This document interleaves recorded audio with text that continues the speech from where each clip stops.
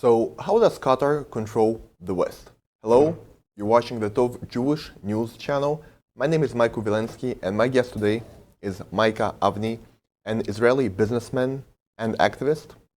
So, first of all, great to have you here. Thanks for having me, Michael. My question to you will be about Qatar and the way they control the West, because we see that the West really doesn't speak from their own mind these days. They have very weird influences on them. And I want to ask you, how did Qatar come to control the West? How does it influence the West? Okay, so that's a great question. Qatar is really sort of a core of the axis of evil right next to Iran. Qatar is a very small country. They only have 280,000 citizens, but they're per capita the wealthiest country in the world because they have almost unlimited natural gas and they have a tremendous amount of money.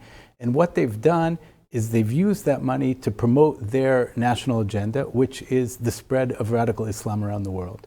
Right? They are Sunni Wahhabi Muslims who believe that Islam should be spread to the entire world. And since they have lots of money and few people, their methodology for doing this is through influence and through money. So what they have done over many years is bought influence all around the world. They have contributed inordinate amounts of money to universities in the West. So over $1 billion to Cornell University, $1 billion to Harvard, $500 million to Yale, and to many other universities. They are the single largest contributor to American universities of any country in the world, and they're one of the smallest countries in the world. They have made massive investments in think tanks throughout the United States, center, left, right, it doesn't matter the political leading to influence people. They hire tremendous number of lobbying firms to promote their interests. They've made highly public investments in very well recognized brands, whether it would be Valentino or whether it would be Harrods in London and many other brands, investments in Porsche and things like that. They host the Mondial in Qatar, and all of that to make them look good and powerful, and they ingratiate the world to them. They bought assets, key assets in major cities, and they've been paying off politicians. There have been a number of public scandals, but I think anywhere there's a little bit of smoke, there's a lot more fire, of European Parliament members getting actual cash payments from Qatar, and I think this goes on around the world. So they have generals leaving the army and going to work for think tanks. They have politicians leaving government and going to work for lobbying firms. So everybody knows that they're getting paid by Qatar or could be paid by Qatar. They bring in Hollywood superstars to visit their country. They pay for the whole thing and they give them lavish visits. So everybody's supportive of Qatar. And as they're doing that, with the other hand, they're funding radical Islamic mosques throughout Europe, throughout the United States. They're the largest funder of mosques and Islamic centers in Europe, by far. They're funding every possible terror organization, Hamas, Al-Qaeda, Hezbollah, anybody you want, they're funding them. They are giving a safe haven to terrorists. So in 1996, Sheikh Khalid Mohammed, the mastermind of 9/11, was in Qatar. The Americans were trying to get their hands on him for things he'd done before, and the Qataris protected him. Today, they're protecting the leadership of Hamas. It's one huge terror organization. And because they bought off public opinion in such a tremendous way, universities, lobbying firms, think tanks, government, people are afraid to criticize them. They've even set up their own television network, Al Jazeera, which has become one of the biggest television networks in the world, which is basically a spokesman for terrorist organizations. If you listen to Al Jazeera Palestine, it is the Hamas spokesperson. Would you go as far as saying that Qatar is conducting let's call it a financial jihad?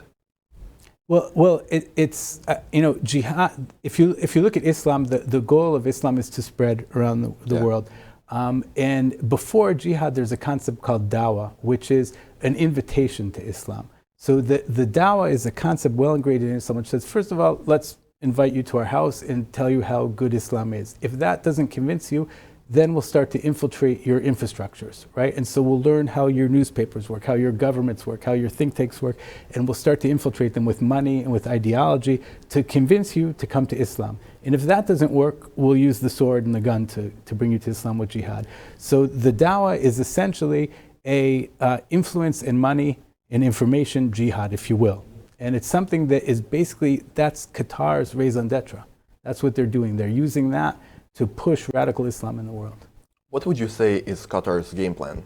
So what ideology are they really trying to advance? Are they trying to, conquer the world through economic means and to make the whole world Islamic? That is without question their goal. That is without question their goal. And because they're a small country, they're doing it with financial power and with influence, because they understand that they couldn't possibly build an army that could do that in terms of the size or strength. And so they, on one hand, put a tremendous amount of effort into their reputation. They try to be nice to everybody on the surface, and they invest in companies everywhere, and they fund every kind of charity you could think of. And the Queen goes out to balls and takes pictures with celebrities. But at the same time, they're pushing just as aggressively their radical Islamic agenda across the world. And that's the most dangerous, because you don't see it. And so when you see Hamas now, you don't view them as Qatar, even though Qatar paid for everything. Qatar is protecting them. Qatar is encouraging them. When you see Al Qaeda doing something, you see Al Qaeda. You don't see Qatar, but they're in the back behind everything. A lot of it together with Iran, but much of it independently. And we in Israel have actually made the huge mistake of being their best PR agent, because as this terrible, horrible, unconscionable situation with the hostages, we put Qatar in the middle. And we put them on a pedestal and said, you can fix this problem. And they're looking great and they're loving it, and it gives them every incentive to drag it out. We could have negotiated through the Egyptians, we could have negotiated directly through the Americans, we could have said we're not, lots of different alternatives which could have got the same results or even better, but we put Qatar right in the middle and we lifted them up on a pedestal. And who in the West let Qatar influence so much these countries? The West, the Western Europe, North America. Who let that happen? And how come the politicians that allowed that to happen did not see that that would be the end goal of Qatar? Well, I think, sometimes people ask, how does a company go bankrupt, right? And very, very slowly, and then suddenly is the answer.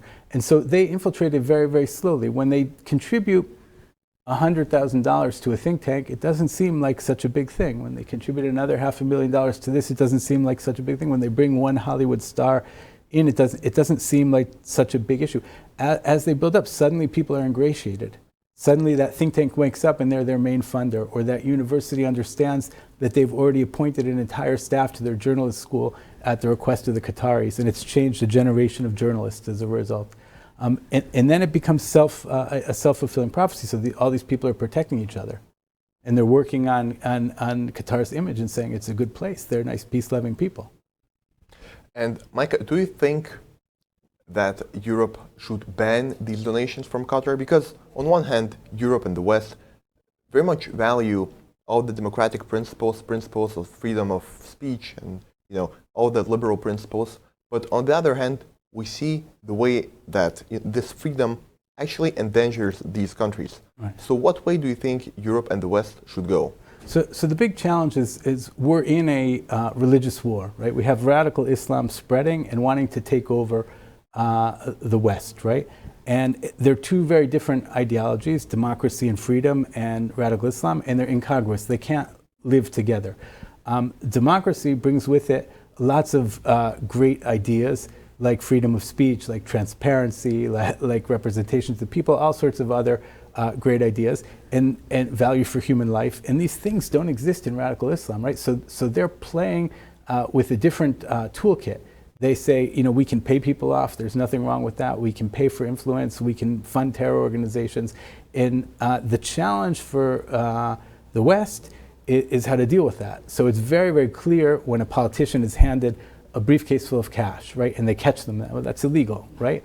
But then what if they take the whole politician's set of friends on a trip to Qatar to spend a week seeing the sites and visiting and having a good time, and they all come back and say to the politician, Qatar is the greatest place. That's more difficult to quantify. And then if it's contributing money to your university, it seems like a good thing.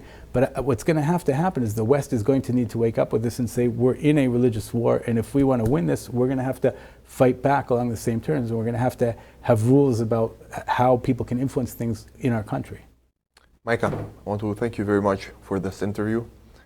It's great to have you here in our studio. I also want to thank all of our viewers that saw this interview. Please don't forget to subscribe to us on all of our social media platforms. Thank you again, and have a great day.